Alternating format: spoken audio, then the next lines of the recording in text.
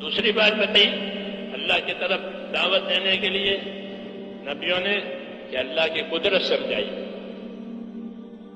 کیا سمجھائی؟ اللہ کی قدرت سمجھائی. نعمت اور قدرت دو بڑی چیزیں. نعمت بندوں کے لیے، قدرت اللہ کی صفت ہے کہ ہم دعوت کس ہے کہ نعمت سمجھا کر دعوت دیں گے، نعمت سمجھا کر اپنے آپ کو، اللہ کے بندوں کو اللہ کے لانے کا اللہ کے انعامات دیں. اور یہ بات سمجھ میں نہیں آتی ہے، اللہ کی قدرت ہے کہ اللہ جو کچھ کرے گا اپنی قدرت سے کرے گا.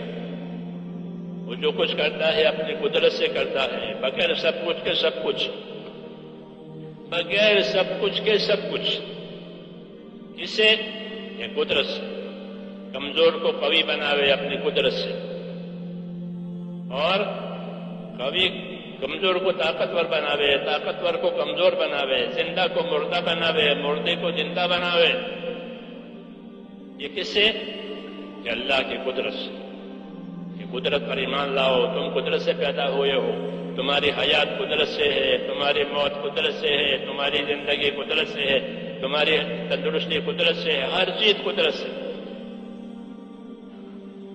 اور جس طرح قدرت سے پیدا کیا ہے، قدرت سے سارے کام چلاتے ہیں. اللہ کسی سبب کا محتاج نہیں ہے. بڑی چیز کو چھوٹی بناوے، چھوٹی چیز کو بڑی بناوے، آباد کو برباد کرے، برباد کو آباد کرے. وہ اللہ کی قدرت ہے. اس لیے نبی اللہ کی قدرت سمجھاتے تھے کہ اللہ نے حیات اور موت کو پیدا کیا ہے. یہ قدرت کی بڑی دلیل ہے. حیات کوئی نہیں دیتا، موت کوئی نہیں دیتا سوائے اللہ کی. کس سے پیدا کیا ہے؟ کہ تم کو ایک ناپاک پانی سے پیدا کیا ہے. یہ بھی قدرت ہے کہ تم کو ایک ناپاک پانی سے پیدا کیا ہے.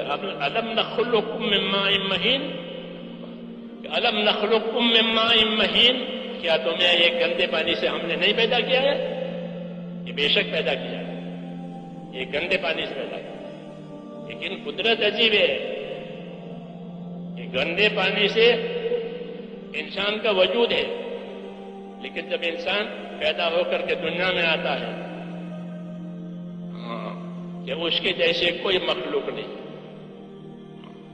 اس کے جیسے کوئی مخلوق نہیں.